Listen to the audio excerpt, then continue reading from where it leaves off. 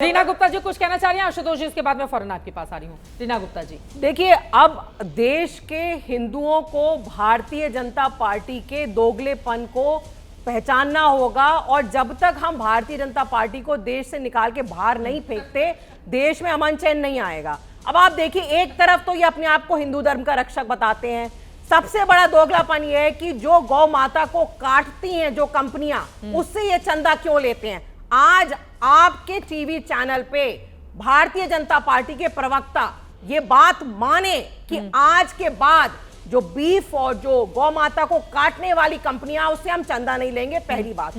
दूसरी बात, अब आप मुझे बताइए कि आप बिहार में क्या करेंगे। बिहार में आप रोजा इफ्तार अटेंड करने जाएंगे कि नहीं जाएंगे? आप बिहार में नमाज को बैन करेंगे कि नहीं बैन करेंगे? नमाज को बैन कहां किया जा रहा है? नमाज को सड़क पर मत पढ़ो, अपने घर में पढ़ो।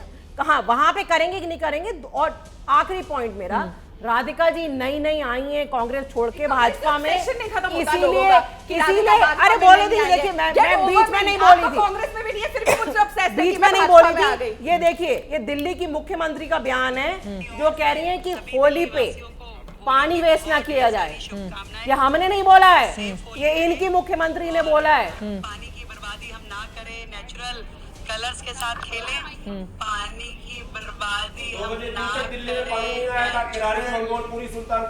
तो भारतीय जनता पार्टी वोट के लिए कुछ भी करेगी, कुछ भी करेगी। इनका कोई धर्म नहीं है, एक धर्म है कि कैसे ही हम चुनाव जीतें, कैसे ही हमें वोट मिल जाएं। जो माहौल आपके स्टूडियो में अभी इन्होंने भारतीय जनता पार्टी ने क्रिएट किया, वही माहौल ये चाहते हैं पूरे देश में क्रिएट हो, जिससे देश की जो असली इश्यूज हैं, बेरोजगारी का इशू, महंगाई का इशू, अभी वो सारे इशू से सबका ध्यान हट गया है। बेरोजगारी और महंगाई पर दिल्ली का चुनाव हो गया है।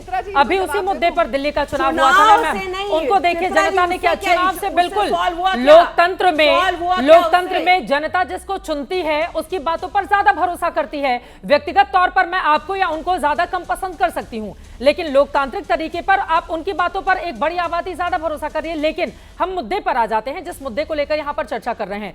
राधिका जी, ये बात तो सही है कि सड़क पर नमाज नहीं होनी चाहिए, मैं इस बात पर बिल्कुल कायम हूं कि आम लोगों को परेशानी होती है और दिक्कतों का सामना, किसी को जाना हो बाहर, किसी को अस्पताल जाना हो, एयरपोर्ट जाना हो, रेलवे स्टेशन जाना हो, लेकिन छत तो मेरी है ना, छत पर रोकने की क्या जरूरत है? और बाकायदा इसके लिए फरमान निकाल दिया जाना, ये तो बिल्कुल गलत है। चित्रा जी, दो चीजें। सबसे पहले ये हमारे बारे में बात कर रहे थे, मैं अपने बच्चों के सर पे हाथ रख के कसम खाता हूं, ना मैं राजनीति में आऊंगा, ना मैं घर लूंगा, ना मैं गाड़ी लूंगा, ना मैं मकान लूंगा, ना मैं सिक्योरिटी लूंगा, राजनीति में तो आऊंगा नहीं जी। मैं खुद के बच्चों पे रख के हाथ रख के कसम खाई थी। जनता तो छोड़िए, जो अपने बच्चों का नहीं हुआ, वो देश की जनता या दिल्ली की जनता का क्या होगा। इसलिए दिल्ली की जनता ने tata bye bye bye bye कर दिया। 2 बार मांगा थी इन्होंने वोट लोकसभा चुनाव में कि अगर आप चाहते हैं मैं वापस जेल में ना जाऊं तो मेरे को 7 सीटें दिला दो। इस बार भी कहा था अगर आप चाहते हैं मैं मुख्यमंत्री बना रहा हूं। दिल्ली की जनता ने खुद की सीट हरा दी। खैर, ये मुद्दा ही नहीं है क्योंकि अब इनका अस्तित्व खत्म हो रहा है, इसलिए ये लोग ज्यादा उछल रहे हैं। अब आती है बात की छत पे क्यों नहीं। देखिए, चाहे कोई भी धर्म हो, ये रूल सबके लिए है कि किसी को भी सड़क पे ना पूजा अर्चना करनी है, ना कोई नमाज पढ़नी है, क्योंकि किसी भी धर्म की वजह से किसी और की आस्था को ठेस नहीं पहुंचनी चाहिए और किसी को तकलीफ नहीं होनी चाहिए। आस्था पे ठेस तो पहुंचा रहे हैं ना नीरज बबलू, आपके मंत्री हैं बिहार के, कहीं जगह ना मिले कब्रिस्तान में जाकर नमाज पढ़ लीजिए। कौन बोलता है इस तरह की भाषा? देखिए, अगर कोई बोल सकता है क्या कि आपको मंदिर में पूजा करने के लिए जगह नहीं मिल रही है तो चले जाइए शमशान? ये कोई भाषा होती है मंत्री की? बिल्कुल उनको नहीं कहना चाहिए था। ये बिल्कुल बात साहब सही कह रही है, बिल्कुल नहीं होना चाहिए था। जैसे किसी को ये नहीं बोलना चाहिए था कि हमारे यहाँ पे मृत्यु का शरीर को सड़क पे रख दिया जाता है, ये भावनाओं को ठेस पहुंचाती है, नहीं बोलना चाहिए। रही बात की छत के ऊपर, देखिए अगर आप परिवार का 1 या 2 इंसान कर रहा है, लेकिन हाँ मैं फिर बोलूंगी, संभल एक नॉर्मल एरिया नहीं है, संभल नोएडा का स्टूडियो एरिया नहीं है कि जहाँ पे अभी ऐसी चीजें हो रही है। हम भी जान रहे हैं कि संभल में अभी तक कि पूरे देश में यही हो, चिल्ला लो, यही आप चाहते हैं कि पूरे देश में दंगे हो, पूरे देश में फसाद हो। चलिए बताइए, और कुछ नहीं चाहते हैं सरकार में आप दिल्ली ये में बताइए, आप ये बताइए, दिल्ली दंगों में सामने लिप पाएगा और आप हमें दंगों पे ज्ञान दे रहे हैं। अरे लॉ एंड ऑर्डर किसके पास है? 10 साल से अगर कहीं दंगे हो रहे हैं तो किसके पास?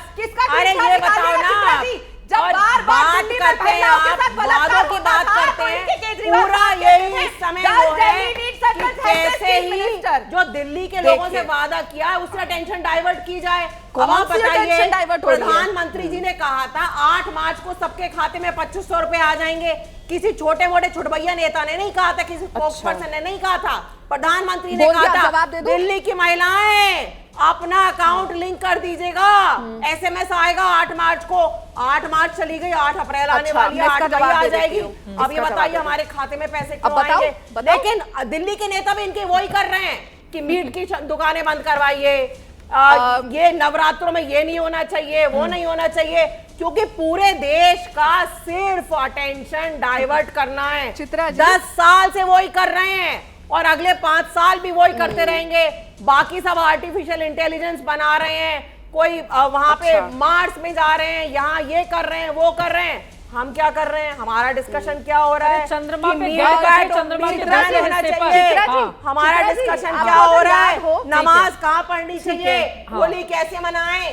छत पे मनाएं, ना मनाएं? चित्रा जी, सड़क पे को जवाब मनाएं? पहुंचा, जहाँ तक और आज तक मंगलसूत्र कोई भी देश ले नहीं जाएगा, पहुंच पाया था, उस पर औरंगजेब ही हमने की डिबेट कब्र की थी। खोदें। ठीक ये है, हमारे यहाँ डिस्कशन हो रहे ठीक है, ठीक है। ऐसे डिस्कशन हमारे इस देश वजह से आगे हो रहे हैं बढ़ेगा। क्योंकि नेताओं के बयान ऐसे सामने आ रहे हैं। जल्दी से राधिका जी बोलिए, आशुतोष जी मैं फौरन आ रही हूँ उसके पास, जल्दी से पंजाब जल्दी से से। करिएगा एक शो, अगला पंजाब से करिएगा जहाँ पे सारी महिलाएं SMS दिखाएंगी सारे कि शो खटाखट करिए, फटाखट पंजाब 1000 रुपए आ रहे हैं। पंजाब अब मैं से इनके शो बीच में करिए नहीं आप। बोली थी। अपनी- आप बीच में अपनी बार बार बारी में बोलेगी तो बोलेंगे, सही नहीं दोनों लगेगा। बोलेंगे, मैं समझ फिर नहीं आएगा। चिल्लाऊंगी आपके प्लीज बीच अपनी अपनी में। बारी में, नहीं अपनी बारी में बोलिए। हाँ बोलिए।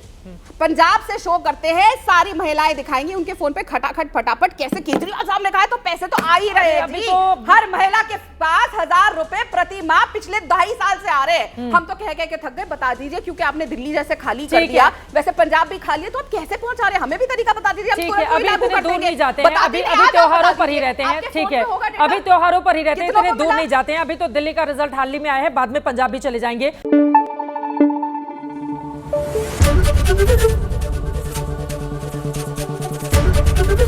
ABP न्यूज आपको रखे आगे।